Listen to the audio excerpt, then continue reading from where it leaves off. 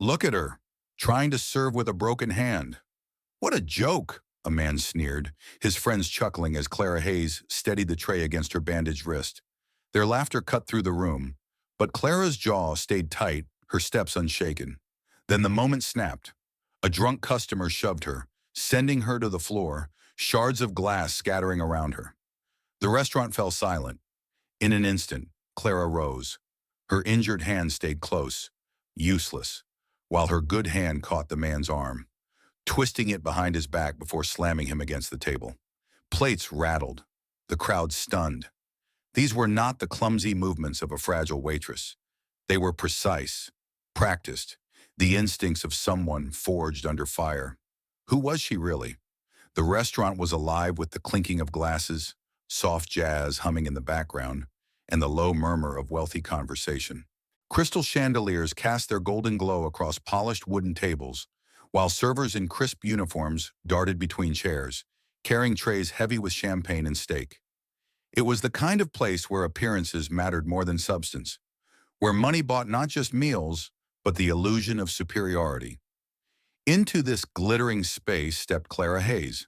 She wore a plain black uniform, no jewelry, no makeup, her dark hair pulled tightly into a bun. But what everyone noticed first wasn't her face, it was her hand. Her left wrist was wrapped in thick white bandages, pressed close to her body as if shielding it from further harm. Whispers started almost immediately. "Look at her!" One man sneered at his table, his voice dripping with mockery. "Trying to serve with a broken hand? Pathetic." His companions chuckled, swirling their wine glasses as if her struggle was part of the night's entertainment. Clara didn't flinch. She balanced the tray against her injured wrist, her movements deliberate, steady, controlled. But behind her calm exterior, her jaw tightened ever so slightly, the only sign that their words had landed. From the corner of the room, a man sat quietly, nursing a glass of water that had barely been touched. Daniel Cross, plain shirt, no tie, looked like another businessman stopping by after a long day. No one knew he was the owner of the restaurant, moving undercover to see how things truly ran when the spotlight wasn't on. He had been coming in for weeks, watching the staff, the managers, the guests. Tonight, his eyes never left Clara. At the bar, two servers leaned close, whispering with smirks. "She's got to be in debt or something," one said. "Or maybe her boyfriend did that to her," the other replied, her lipstick bright as her laughter. They didn't realize Clara stood just a few steps away, refilling a pitcher of water. She heard every word, but her face remained composed, her motions steady.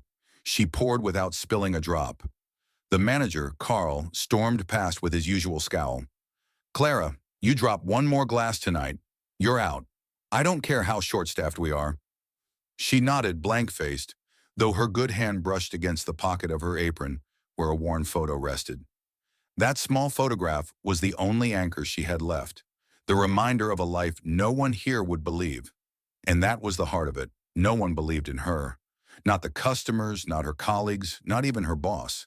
They saw the bandage, the awkwardness of carrying plates with one hand, the quiet demeanor. They judged, dismissed, and mocked. How often does this happen in real life? We see someone's scars, their setbacks, their silence, and we assume weakness. Society is quick to label, quick to laugh, quick to diminish. A broken hand becomes a symbol of incompetence, when in reality it can be a badge of resilience. What we often forget is that some people carry injuries not from failure, but from sacrifice. At a corner table, a woman dripping in diamonds raised her voice deliberately. "Sweetheart, maybe try a job that doesn't require two hands." Her friends snickered as she sipped her cocktail. Clara set their plates down with precise movements, one by one, not a single wobble. She did not reply, though her lips pressed into a thin line. She straightened, adjusted her apron, and walked away. Dignity intact, though the sting was sharp. Daniel scribbled a note on the napkin in front of him. Not clumsy. He had been watching her posture, the way she carried herself under pressure. It wasn't the shuffle of someone careless. It was the steady poise of someone trained, disciplined, tested. The night pressed on. Another table waved her over, a man loosening his tie, sneering, Hey, clumsy, you gonna drop my steak or what? His buddies burst into laughter. Clara paused, her eyes meeting his. Her voice came out low, calm, steady. I haven't dropped anything yet, sir.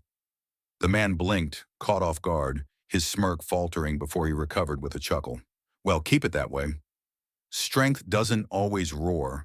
Sometimes it whispers through restraint, through the refusal to break character when the world is baiting you to collapse. Clara's response wasn't just service professionalism, it was a test of steel. And isn't that the kind of strength many of us know too well? Quiet, uncelebrated, but unshakable. Daniel's gaze sharpened. He leaned back in his chair, fingers tapping slowly against the table. Who was this woman? And why did she remind him of something he couldn't quite place? Something from years ago, in a world far away from chandeliers and fine wine. The laughter, the whispers, the cruel remarks kept circling Clara like vultures. But she endured every step and act of defiance against their judgment. And though nobody realized it yet, the broken hand they mocked would soon reveal the truth. Clara Hayes was not fragile. She was forged under fire. The dinner rush grew heavier as the night pressed on. Waiters moved like currents in a storm, weaving between tables of wealthy diners with trays stacked high. But wherever Clara Hayes walked, the storm seemed to follow her. At one table, a woman in a crimson dress lifted a fork toward the chandelier light as if she were inspecting evidence in a courtroom. "Excuse me," she called out loudly, her tone sharp and deliberate. "This fork is filthy." Clara glanced down. The fork was spotless, polished to a shine. Still, she reached into her apron and produced another one, placing it down gently. "I'm sorry, ma'am. Let me replace that for you." The woman's lips curled in disdain as she tossed the dirty fork onto the table with a clatter. Honestly, you'd think they'd hire people who know basic hygiene. Her date laughed, loud enough for nearby tables to hear. "Guess that's what you get with cheap labor." The laughter spread, soft but cruel, like ripples in water. Clara's fingers tightened around the tray, her knuckles whitening, but she moved with deliberate calm. No spilled water, no clattering glass, only precision. From his corner, Daniel Cross, still undercover as an ordinary customer, scribbled another note on his napkin. Eyes steady, control intact. The whispers didn't stop. Near the bar, two servers leaned close, smirking as they spoke. "Look at her hand. Bet she got that from fighting off a loan shark," one muttered. The other laughed, lipstick smudging her glass. "Please, more like a boyfriend with a temper. Girls like her don't come into a place like this without baggage." Clara was just a few feet away, refilling a water jug. Her jaw tightened, but she kept her movements steady. The water poured in a perfect stream, no drops wasted. The manager, Carl, brushed past her. "Clara, one more mistake and you're out," he hissed, his voice low enough for her ears alone. "I don't care how busy it is. I'm done covering for you." Covering for her. That was the word he chose, as if her presence was a burden. Clara swallowed hard, her good hand brushing against the folded photo in her pocket. She couldn't let herself falter. Not now, not when rent loomed and her options had narrowed to this. This is what judgment feels like. Not always shouted, but whispered in corners. Disguised as concern, disguised as jokes. If you've ever walked into a room and felt eyes pierce your flaws instead of your worth, you know exactly what Clara felt. The whispers don't just echo in your ears, they echo in your bones, convincing you to doubt yourself. And yet some people, like Clara, learn to turn those whispers into fuel. Later, a loud table of men waved Clara over, their cheeks flushed with wine, their laughter already spilling into the room. One of them raised his glass high. "Hey, you with the busted hand," he called out. "This your big career move? Serving drinks with one good arm?" Before she could respond, his elbow hit the glass. Red wine cascaded across her uniform, soaking the black fabric. The table roared with laughter. Clara froze for half a second, the sting of humiliation searing her skin. Then quietly she grabbed a napkin and dropped to her knees, wiping the mess with sharp, practiced motions. Every movement controlled, efficient, like someone who had done this before, not with wine, but with blood, with dirt, with chaos far greater than a spilled drink. The man tossed a few crumpled bills onto the floor. "Your tip," he sneered. Clara didn't pick them up. She rose, her good hand steady on the tray, her eyes locking on his for the first time. "Keep it," she said, voice low but cutting. The table fell silent. Laughter died in their throats. She turned and walked away, chin high, steps deliberate. Daniel's hand still on his napkin. He had seen that posture before. Shoulders squared, voice calm, movements precise. Not from waitresses, from soldiers. The whispers returned again before long, this time dripping with malice. A pearl-draped woman leaned toward her friend, gesturing at Clara with her wineglass. "She's faking that injury," she scoffed. "Probably for sympathy tips." Her companion nodded. "Wouldn't be surprised if she's running some kind of scam. Disability money, too. People like her always are." Clara kept her back to them, clearing plates, but her shoulders stiffened. A glass slipped from the pile in her hand, rolling toward the table's edge. Before it could fall, her good hand snapped forward. Fast, precise, instinctive, catching it mid-air. The woman in pearls gasped, then smirked. "See? Told you she's faking it." Clara set the glass down without a word. She tugged at her apron, spine straight as she walked away. But Daniel caught the moment. That reflex wasn't a trick. That was training. Think about this.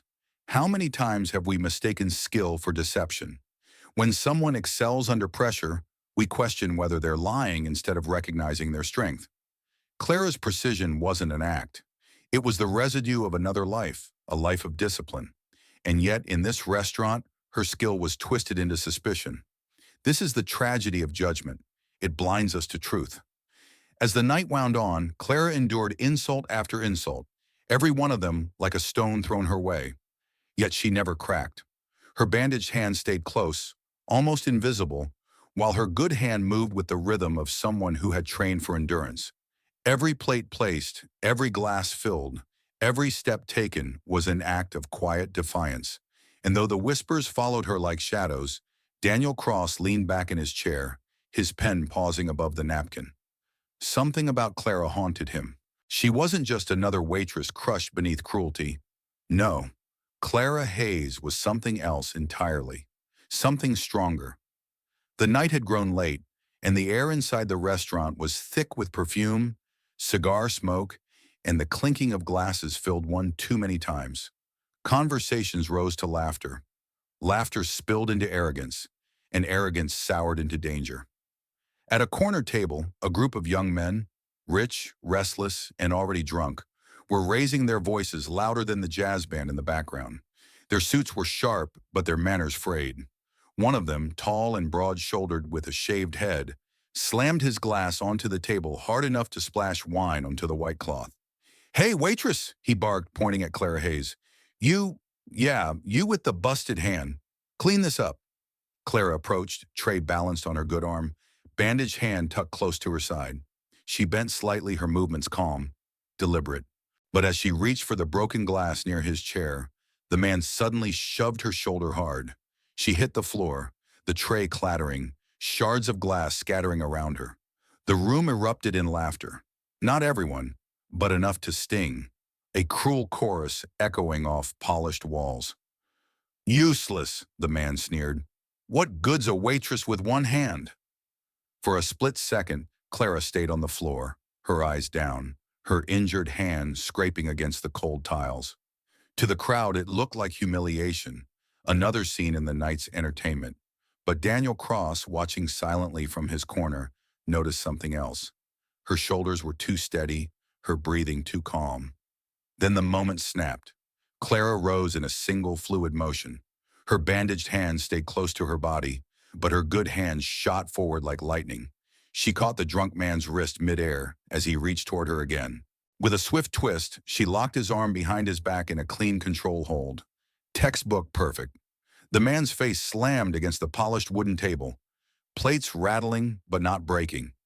His friends froze, mouths open mid-laugh.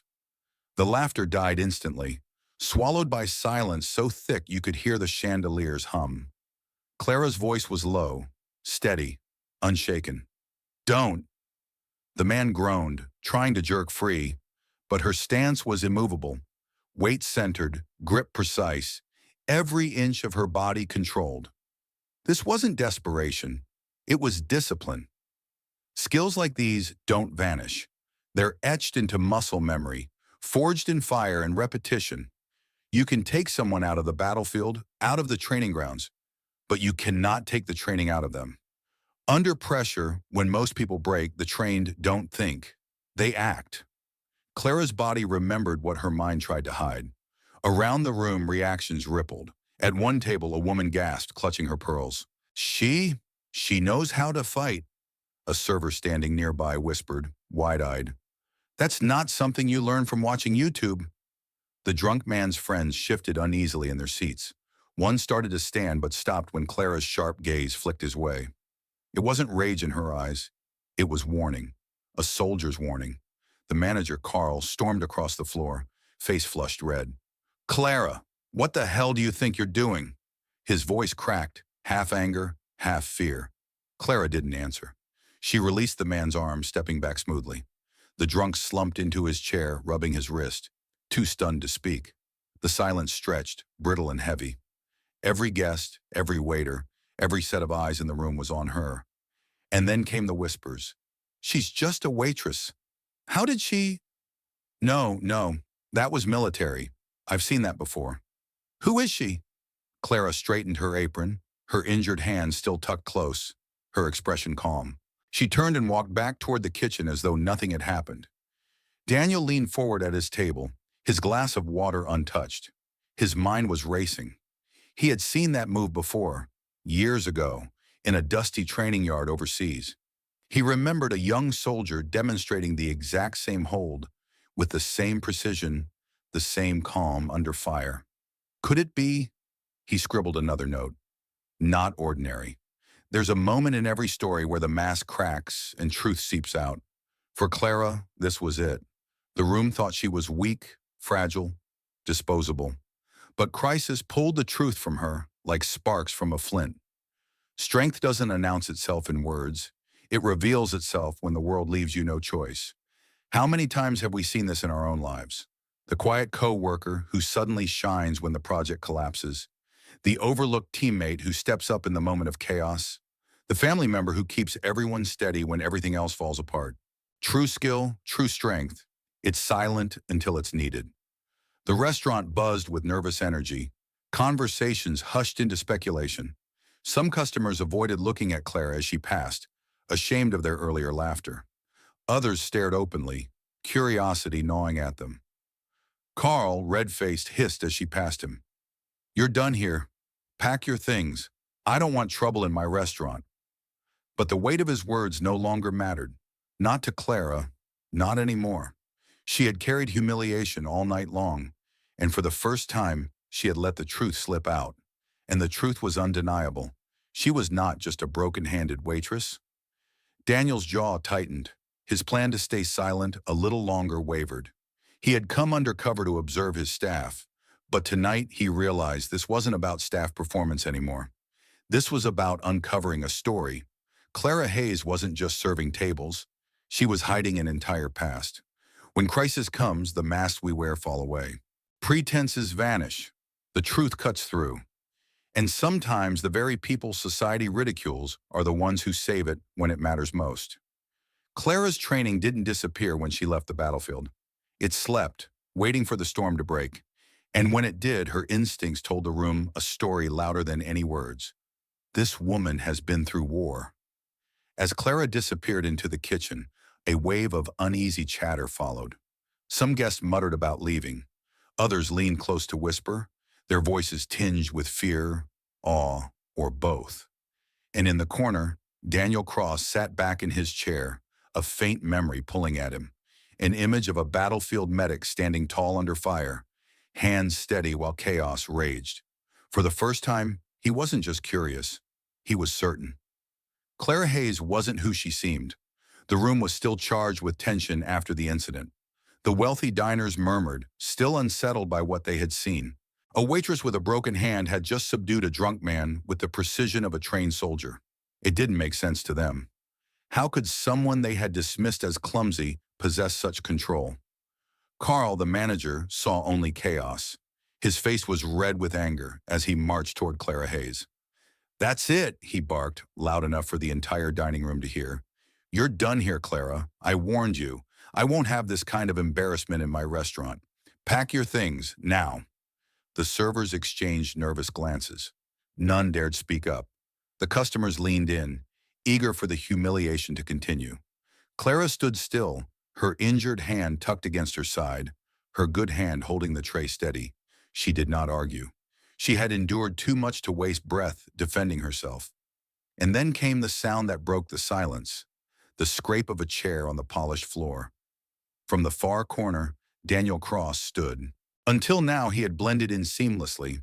A plain shirt, a quiet demeanor, his glass of water barely touched. But as he walked forward, the weight of his presence filled the room. He stopped beside Clara and placed his napkin gently on her tray. His voice was calm, but it cut through the air like steel. "Enough!" Carl spun toward him, indignant. "And who exactly are you to interfere? This is my staff, my problem." Daniel's expression didn't change. He reached into his pocket, pulled out a small, polished badge marked with the restaurant's crest, and set it on the nearest table. The golden emblem gleamed beneath the chandelier. Gasps rippled through the diners. "I'm not just a guest," Daniel said evenly. "I own this restaurant, and tonight I've seen everything I needed to see." The words landed like a hammer. Carl's jaw dropped. The staff froze mid-step. Even the arrogant diners sat back in stunned silence. Clara blinked, her composure unbroken, though a flicker of surprise crossed her face. Daniel turned toward her, his tone softening. "Clara, you don't need to explain. I already know." The crowd leaned forward, curiosity sharpening their faces. This is the mark of true leadership. Leaders don't need to boast about authority. They don't need to bark orders from the start. Real leaders watch, listen, and wait for the right moment to act. Daniel had sat quietly all evening, invisible, gathering truth. And when it mattered most, he stepped forward, not with noise, but with certainty. He faced the room, his gaze sweeping across the guilty faces. "Do you know who you've mocked tonight? You laughed at her hand, called her weak, treated her like she was disposable. But this woman has given more for this country than you can imagine." The murmurs grew. Clara's eyes dropped to the floor, her good hand brushing the pocket where the worn photograph rested. She hated attention, but Daniel pressed on. "Clara Hayes isn't just a waitress. She was a combat medic. On the front lines, she pulled men out of gunfire, stopped bleeding with her own hands, carried lives that would have been lost without her. That hand you mocked? It was injured saving others." The restaurant fell silent. For the first time that evening, the weight of shame outweighed arrogance. One woman clutched her pearls, eyes wide. A man lowered his head, unable to meet Clara's gaze. Carl stammered, That can't—" Daniel cut him off with a glare. "I've spoken to those who served with her. I've seen the records. And just tonight, I saw the proof. The way she moved, the way she controlled a man twice her size. That's not clumsiness. That's training. That's sacrifice." The words echoed. Clara stood stiff, her chest rising and falling slowly. She had wanted to bury her past, to live quietly, but here it was, laid bare in the place she least expected. Isn't it strange how society works? We honor heroes when they're far away, when their sacrifices are stories told on screens or at ceremonies.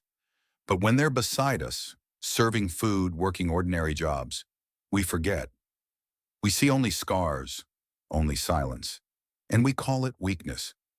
Daniel's revelation shattered that illusion. Clara's scars weren't shameful.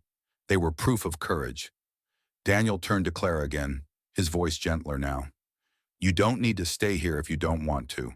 But if you do, you'll never again serve in anyone's shadow." Then to Carl, "You're finished. Clean out your desk. You've humiliated the very people you should have protected." Carl's face went pale. For once he had no words. He stormed toward the exit, his authority stripped away. The staff, who once shrank under his scowl, no longer looked at him with fear.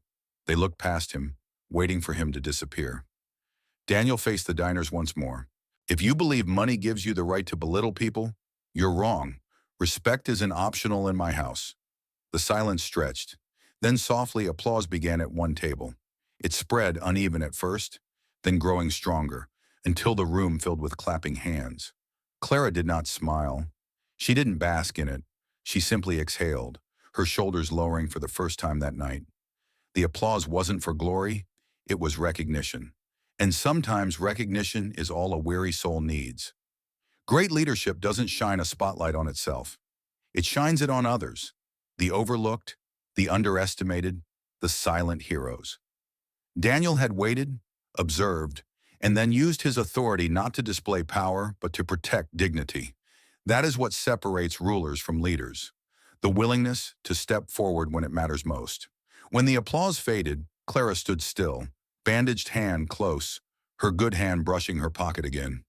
Inside was the photograph of the lives she once saved. She didn't need to show it. Tonight, the truth had already spoken louder than pictures. For the first time, the whispers were gone. There were no jeers, no mocking laughter, only silence, heavy with respect. And in that silence, Clara Hayes stood not as a fragile waitress, but as who she truly was, a soldier forged under fire. The storm of the previous night left its mark.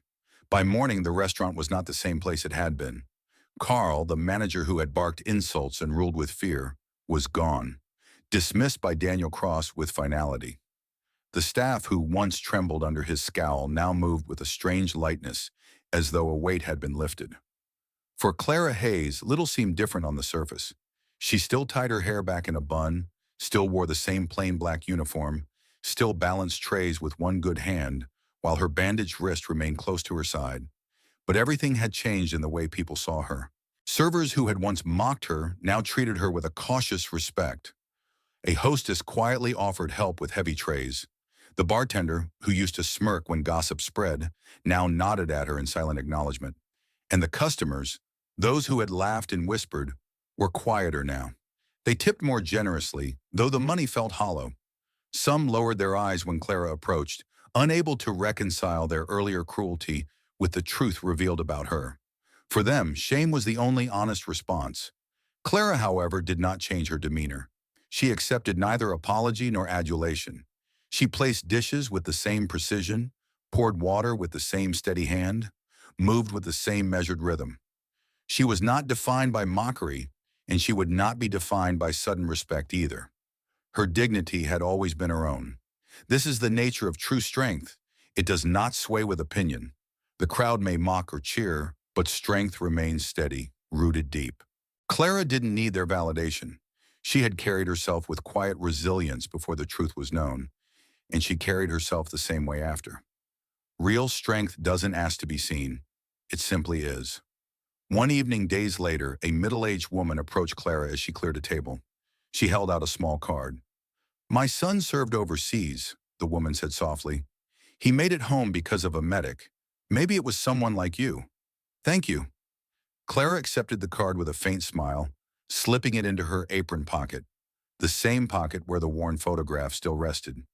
She didn't speak much, but her eyes conveyed more than words could. Gratitude, humility, and perhaps a small spark of healing. The restaurant moved on. New customers arrived, unaware of the events that had shaken the place. Yet those who had witnessed the night's storm never forgot. They remembered the way a woman they thought was fragile had revealed herself as something entirely different. Forged, disciplined, unbreakable. It is easy to celebrate heroes when they are distant, dressed in uniforms, standing on parade grounds. It is harder to honor them when they blend into everyday life, scarred and quiet, carrying burdens no one sees. Clara's story is a reminder. Strength is not always loud or decorated. Sometimes it stands right beside us, serving coffee, carrying trays, living quietly. And if we judge by appearances, we miss it completely. As closing time came one night, Clara stood by the doorway, watching the street outside. The city was noisy beyond the glass. But in her silence, she found calm. Her scars were still there, her hands still bandaged, but no longer did she see them as marks of shame. They were proof of survival, proof of lives saved. Daniel watched from the bar, saying nothing. Leaders do not always need to speak. Sometimes they simply recognize and protect. And he knew in that moment, that Clara had restored more than her dignity. She had restored the dignity of everyone who had ever been misjudged. Real strength doesn't shout. It doesn't need to prove itself with words. It lives in steady steps, in hands that do not tremble under pressure, in silence that cannot be broken by cruelty. Strength is not noise. It is quiet resilience. And so I ask you, have you ever been misjudged because of how you looked, because of scars you carried, or silence you kept? If you have, remember Clara Hayes. And remember, your worth is not measured by their laughter or whispers. Your strength is already within you, calm, unshaken, undeniable. And so, friends, what do we take away from Clara Hayes' story? In today's America, we often rush to judge by appearances. A scar, a limp, a quiet voice, or even a job title can become reasons for others to dismiss a person's worth. But Clara's journey reminds us of something timeless. Dignity does not depend on how others see you. It comes from within, from the battles you fought and the resilience you carry. Think about it. How many veterans return home, unseen for who they truly are? How many seniors carrying decades of wisdom are brushed aside in a culture obsessed with youth? How many workers, cashiers, drivers, servers are treated as if they are invisible, when in reality they may carry stories of sacrifice, survival, or greatness we will never fully know? Clara's story asks us to pause, to look beyond the surface, to remember that strength is often quiet, and true heroes don't need to raise their voices. But now I want to ask you, have you ever been misjudged because of how you looked, your age, or the scars you carry? Do you think our culture does enough to honor silent strength? Share your thoughts below. I'd love to read your stories, and so would others in this community. Thank you for staying with me through this story. If it resonated with you, please give it a like, subscribe for more, and share it with someone who might need this reminder today. Because sometimes the smallest stories carry the greatest truths.